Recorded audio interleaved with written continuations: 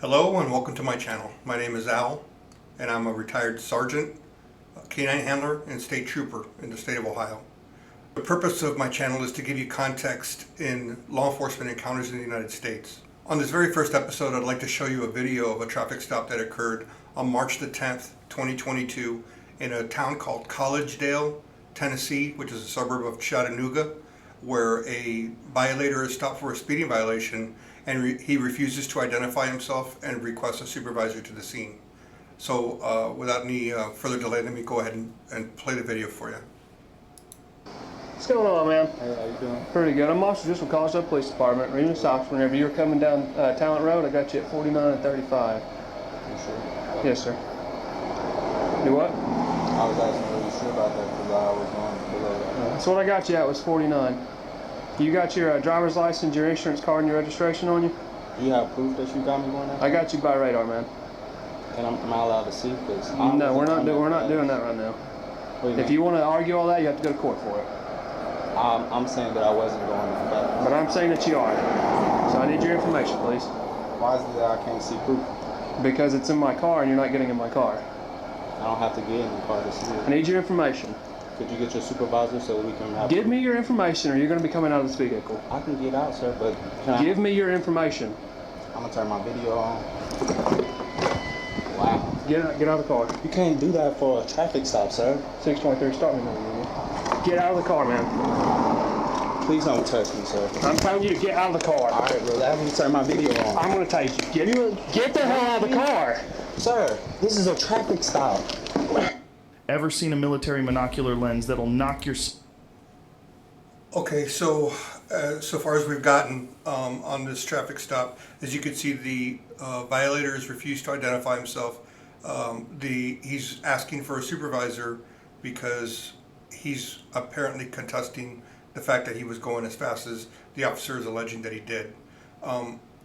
It's important to understand that regardless of whether or not you feel that you should have been stopped for the violation, in this case, he was stopped for the violation.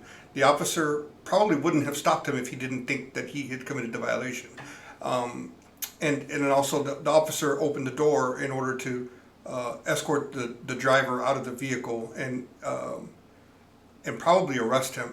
And just to bring this full circle, in Tennessee, there's a law that requires for somebody that's stopped for a traffic violation to identify themselves. And let me just, I pulled up the law here, and it's 2021 Tennessee Code, Title 7, Chapter 3, Part 5, and you can see the title is 7-3-505, failure to produce identification, arrest, release, bond. And it says, when any police officer or metropolitan government or of a metropolitan government or any employee of a metropolitan government authorized to enforce ordinances, laws, or regulations of the metropolitan government, or charged with the duty to serve civil or criminal process, asks the violator for identification for the purpose of issuing a citation or a civil warrant to that person, the failure to produce or give such identification shall be grounds for the violator to be arrested by an officer authorized to make arrests pursuant to Title 40, Chapter 7. In such event, the violator shall be arrested, transported to the police station or jail, booked, photographed, and fingerprinted for identification purposes, and therefore shall be served with the citation or civil warrant and released from custody without being required to post a bond. So, as you just read along with me, anybody that refuses to provide their identification or their identification information to a law enforcement officer upon being stopped for a traffic violation and receiving a citation is subject to arrest. And so this subject is under arrest right now. He also can be ordered out of the vehicle without even having to provide a driver's license. And that is a United States Supreme Court case called Pennsylvania versus Mims. It's a 1977 case. And as you can see here, the United States Supreme Court, which means it's a law of the entire country, is that the order to get out of the car issued after the respondent was lawfully detained, which means the violator was lawfully detained, was reasonable and thus permissible under the Fourth Amendment. The state's proffered justification for such order The officer's safety is both legitimate and weighty, and the intrusion into the respondent's personal liberty occasioned by the order being at most a mere inconvenience, cannot prevail when balanced against legitimate concerns for officer safety, for the officer's safety. So in other words, the officer's safety trumps the inconvenience to a violator to be ordered out of the car. So a police officer can order any person anywhere in the United States of America out of the vehicle, and you have to get out of the vehicle. And that is per the United States Supreme Court. So, notwithstanding the fact that this gentleman didn't have a driver's license, or at least refused to give it to this police officer, he could have also been ordered out of the vehicle, which he obviously refused to do. So getting back to the video here, we're gonna have a little commercial. Socks off. You're about to.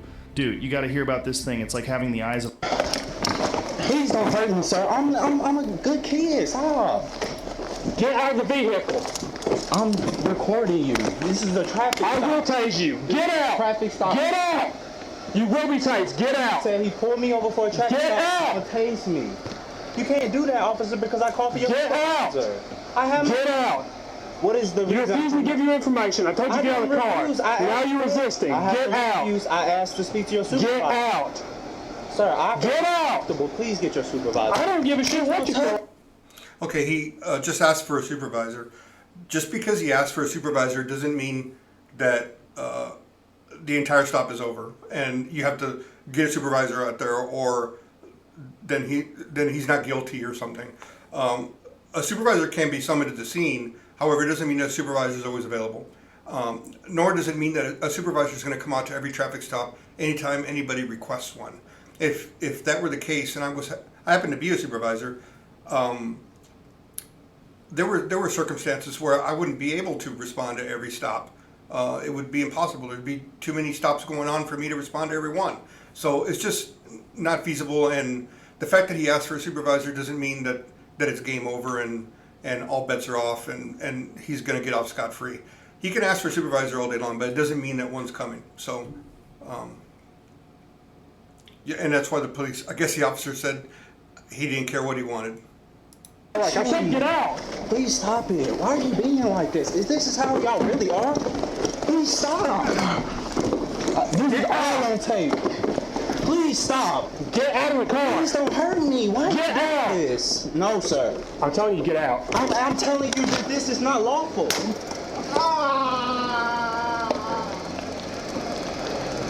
Oh my God. Get out. That's not lawful. Get out. That's not lawful. Get out. Get on the ground. That's not lawful. Get on the ground and you're tased again. Okay, but I have my life. Get on the ground. That's not lawful. Get on the ground. That was not a lawful. Get on the ground.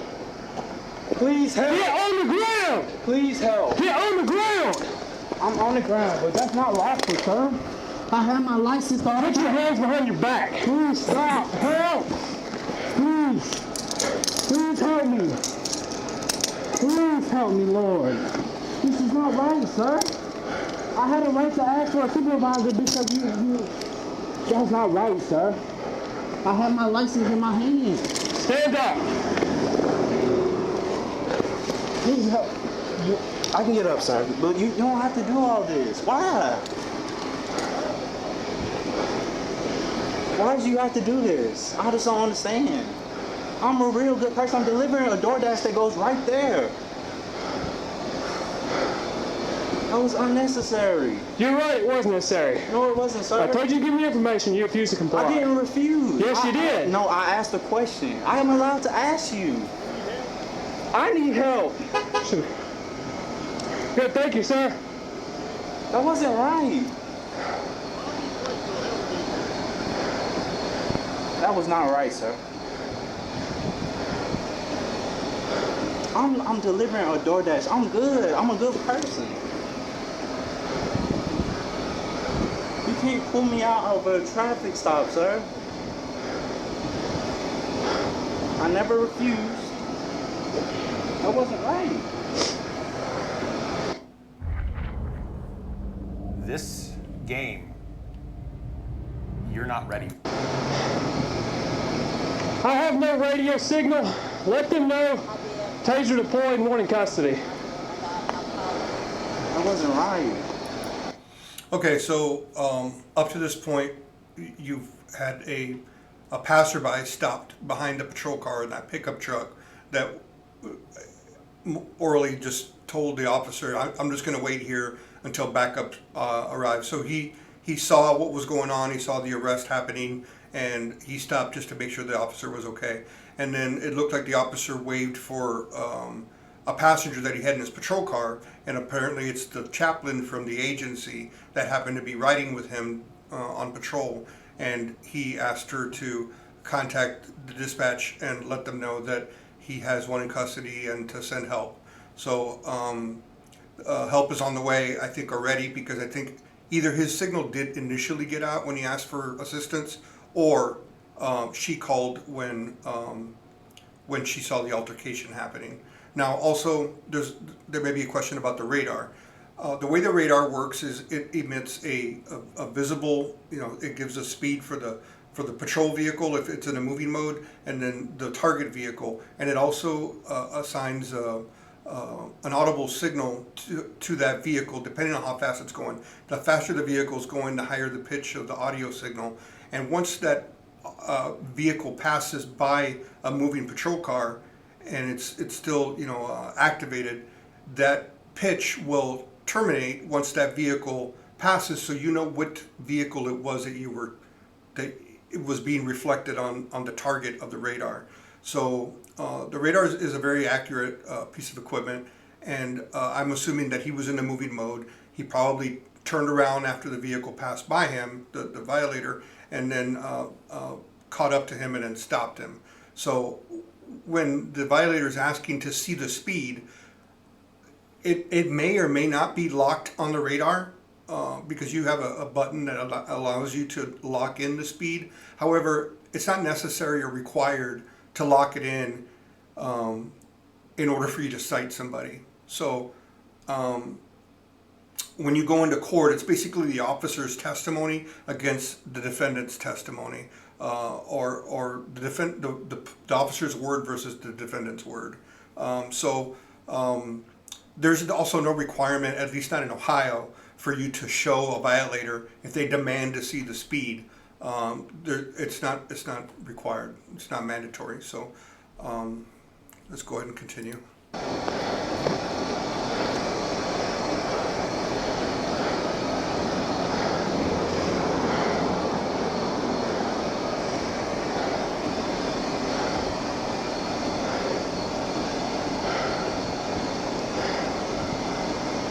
So long. Like, what happened to you today? That wasn't right. I'm not going to sit here and argue with you. I told you to give me your information. You didn't want to comply. Then I tell you to get out of the car, and then you don't want to get out of the car. I have my license in my hand. They should be sending somebody. I asked for the supervisor, ma'am. And you tased me because I asked for you. Because you refused to comply, they were resisting arrest. I asked for your information. I'm not arguing. I asked for help. My information was in my hand. And you were refusing to give it. I did not refuse. Yes, you did. I asked for your supervisor. I asked for your supervisor. Why am I not allowed to ask that? Because we're not doing that. When I give you a lawful order, you have to follow it. You have to abide by my request. I do not have to abide by your request. It's a request. I don't feel comfortable. We're in the middle of stop, and I'm telling you, give me information. In the middle of the road. This is where you stopped. I could have kept going, but I don't know where to stop. I was so wrong, and you tased me. I've never got in trouble. Thank you for stopping. I've never done nothing. Thank you. That was so wrong, sir. I've never been tased, never been treated like this. I'm delivering a DoorDash, and I was not speeding.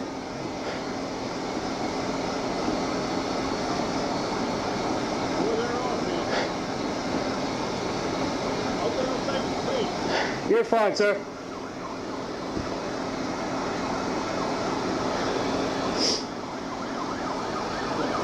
I was wrong.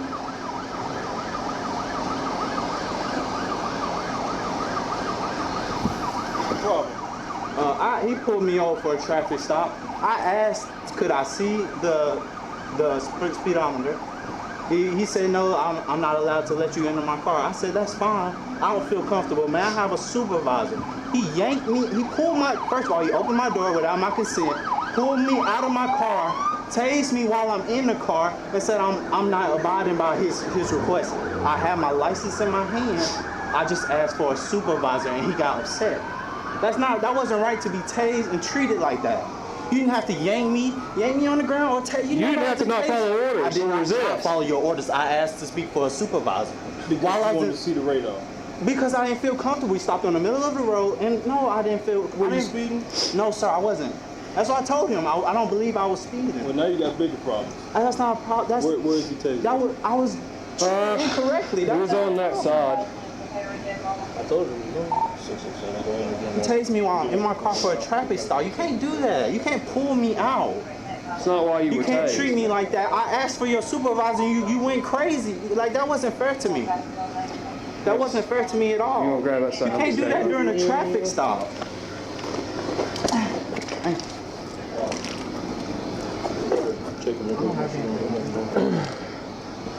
You can't do that during a traffic stop, sir. Just one probe in the side.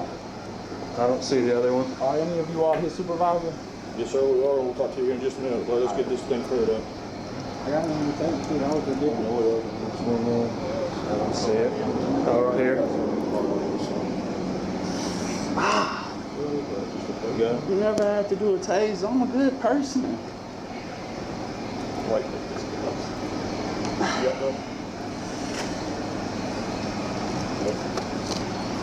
Just drop it. I told him I wasn't speeding. I'm on my way to do a door back there that's a half a mile up.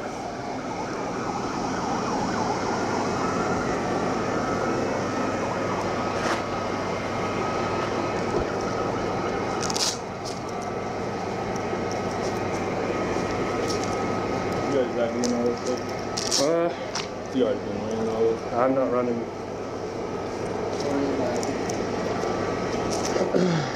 Excuse me. As far as what I hold on. talking about. Before you start, you have the right to remain silent. Okay, you say can't with the law. You have the right to an attorney. You can't forward one to the point for you. You understand those rights? You want to continue talking to us? I'm not under arrest. You're not. You know your rights. Okay. All right. You want to continue talking? I would like to.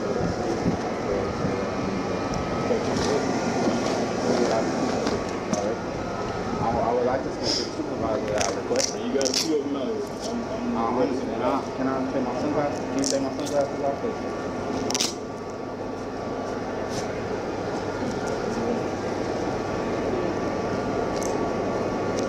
He had no right to tase during the traffic stop. He had no right to pull. All right. Well, the video's got about 3 or 4 more minutes, and it's pretty uneventful after this. I mean, they just the officer goes back to his car and he gets some other stuff. So if you want to watch it, I would suggest that you check it out. It's on a channel called Police Activity, and you can see the title of the video: Police Officer Uses Taser on DoorDash Driver After Resisting Arrest. Now, just want to talk about a couple things. Number one, as a driver, you have responsibilities. Driving is not a right, it's a privilege. You're given that privilege. That's why you have to get a driver's license. You have to earn the privilege to be able to drive. Now, I don't think there's a whole lot going on as far as explaining to new drivers, what the laws are, especially like having to give your driver's license when a police officer stops you. And that's pretty much universal in the United States. I mean, anytime you stop, that's why the officers ask you for it, so they can identify who it is that they have stopped on the side of the road, and also to run their driver's license to make sure that they're valid. So, and then also you have an obligation to get out of the car. And that's not being explained to kids that are going through driving school, and it should be. If a police officer stops you, they tell you to get out of the car, get out of the car, because it's the law. You have to get out of the car. So there's accountability, as a driver. And this driver has accountability, and he's not abiding by it. He's not abiding by his obligations as a driver. And the officer did what he had to do under the circumstances, and also under the law. Not only does the law have the officers back on this particular scenario. But he has an obligation. This officer has an obligation. He swore before God and his family that he was going to uphold the law. And you saw the law for Tennessee. You have to submit to a license to an officer.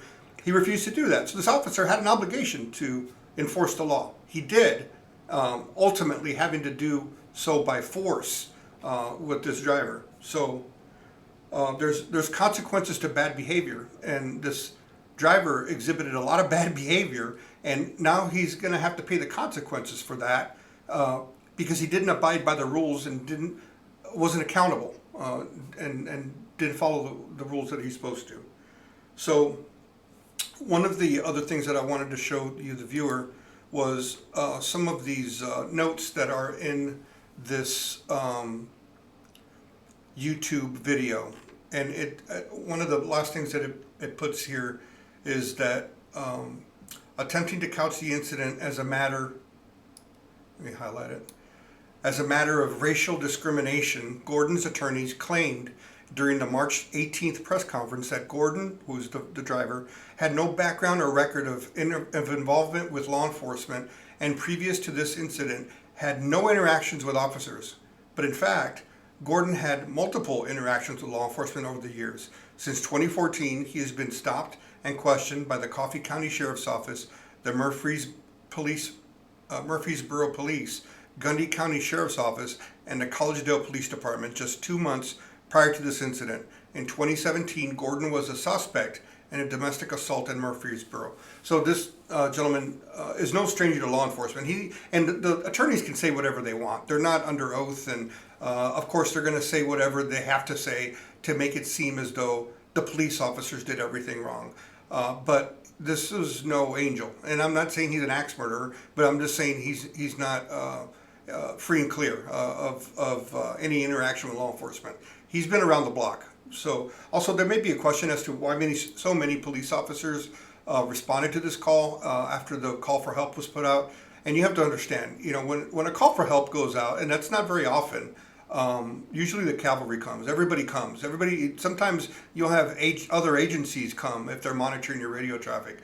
And also if your own agency officers are not in a position to assist you, your dispatcher may contact other agencies to come out and assist as well. And also, when I worked in the patrol, I would often work in the city, jurisdiction of a city, and that city would have its own agency, their own department. And sometimes my officers would be way out of the area to assist me. However, those agencies would be there, and my dispatcher would contact their agency dispatch, and they would send officers to come and assist me in the event that I asked for help. And also sometimes on the radio, you can hear struggle going on the radio, people yelling, screaming, and of course that gets other officers, ears to perk up, and they're going to come and help, because that's what we do. We help each other. So as well as the comments that were on here, and I encourage you to read the comments on the video, there's another story that came out, an AP story that came out a few months after the stop. And as you can see here, it's an Associated Press story, and it says the charges were dropped for the black man stopped by the cop in a traffic stop. And this was June the 24th again, the stop was March the 10th of 2022. So March, April, May, June, 3-4 months later, this comes out that a black DoorDash driver no longer faces charges in a traffic stop for speeding, in which a police officer shot him with a stun gun. An exchange the man caught on video as he declined to leave his car and requested a police supervisor. A judge this week dismissed the case against Delaney Gordon, according to Hamilton County District Attorney's Office spokesperson Brian Garner. Gordon had been charged with speeding, disorderly conduct, and resisting arrest in the March 10th stop while delivering food in Collegedale, about 20 miles east of Chattanooga. The Collegedale Police Department last month cleared Evan Driscoll, the white officer, of wrongdoing in the encounter, and sharply criticized prosecutors over their handling of the case. And I don't dispute that. They should be upset. So the Collegedale Police Department conducted an internal investigation of Evan Driscoll, who was the officer that stopped the violator, and they cleared him of any wrongdoing. And I too, as a former supervisor, can say I didn't see anything that he did wrong. And in fact, he went above and beyond. I mean, he ordered him. You saw how many times it was on there. It's like 25 times. He ordered this driver to give his driver's license and get out of the car, and he refused. He tried to, initially, when he opened the door, he put his hands on the driver and tried to pull him out without using the taser. Tried to pull him out. This driver refused. He was stationary and made himself rigid and made it very difficult for the officer to get him out. He was forcibly trying to pull him out of the car. Then he got back, pulled his taser out, pointed it at the suspect. He refused. He still refused to get out. And I think he might have holstered a straight taser and went hands on again to try to get him out. Then he pulled his taser out and then tased him. So he went above and beyond to try to get this driver to comply. The driver refused to comply, and what happened. Now, to continue with the article here, the police department said that the prosecutor's office should not have sought to drop the charges against Gordon and was wrong to halt the outside probe it asked the county sheriff's office to perform and hand it off to the U.S. Department of Justice for further investigation. Police Chief Jack Sapp said last month that his officers have had to endure illegitimate claims of racism and threats of violence. He added that he supports de-escalation when practical, and like I said, there was a lot of attempts to de-escalate by the officer, but the violator just seemed dead set against complying when practical, but argued that in this specific event, only one person was acting unlawfully, and that was Mr. Gordon. I would agree with that. Gordon's attorney, he's the violator, his attorney, Ryan Wheeler, said last month that the only investigation that matters in this case was the one conducted by the Hamilton County DA's office, which cleared my client, calling the cops' probe self-serving.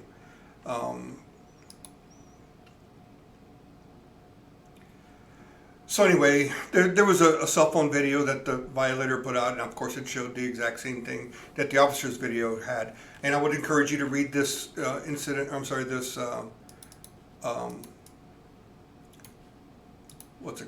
article as well, if you would like.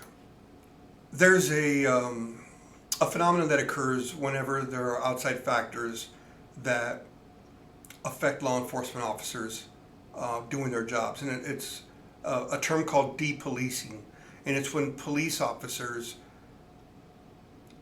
don't do their jobs, or at least do the minimum of their job, because of outside factors. And in this case, you have an incident where a law enforcement officer did his job, and then the prosecutor's office dismissed the case.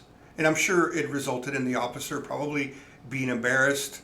And you saw in the article where the police chief said that the agency was being threatened and accused of racial profiling or racism or whatever. And those kinds of things affect law enforcement officers and deter them from doing their job, because you're going to get in trouble for doing your job. And that's a sad state of affairs. And I mean, obviously this occurred over 2 years ago, and it didn't really get a whole lot of media coverage. But those kinds of things that occur, I'm sure in that particular jurisdiction, there's probably still some tension between the prosecutor's office and the police department. And I don't know if there's other police agencies that work under this prosecutor's office, but if they do, I'm sure that they second guess their decisions on whether or not to enforce laws or who to enforce laws on. Think about that. There's certain people, like let's say that this was a white driver under this same exact circumstance, and he got tased and he got charged and arrested. Do you think that they would have dismissed the charges on a white guy? I don't think so. The only reason I think that this prosecutor's office dropped the charges on this was because this driver was black and they didn't want the heat. Okay? And that's the story of this case. The story is not that the cops stopped the black guy for speeding and had to tase him and arrest him. That's not the story. The story is that the prosecutor's office refused to do their jobs. The cop did his job. The prosecutor's office refused to do their job. Now the cop and the cop's office, the entire agency, is affected by this. And the community that lives in this area should be upset about a prosecutor's office that is deciding who gets charged and who doesn't get charged. They're deciding, and that's bad. Not all races commit crimes at the same rate. It's just a reality. And when an officer is doing their job, and I'm sure there was an inquest of this officer to determine whether or not he was a racist. And of course that never came out because he probably wasn't a racist. And this is sad that this is happening. If the prosecutor in this particular jurisdiction is an elected official, somebody should run against him and challenge him during the race on accountability. Because the prosecutor's office is an extension of the law enforcement agencies in that area, and they also have accountability. If an officer didn't do their job and somebody saw that and brought that to the attention of the media, and the media made hay of it, isn't that dereliction of duty? Aren't officers obligated to do their jobs and enforce the law? And if they don't do their jobs, are they derelict in that obligation? I would say yes. And it's unfair that the police officer gets put under the microscope and the violator has apparently no accountability whatsoever. They can do whatever they want to do, and there's no accountability. So that's going to be it for this episode. I hope you liked what you saw. If you did like it, please like the video. Please subscribe to the channel. Please share this video with other people that you think would enjoy this content. So I have some other videos that I'd like to be able to watch with you guys and critique and go over. And with that being said, we'll catch you on the next video. Thanks for watching, and hope to see you soon.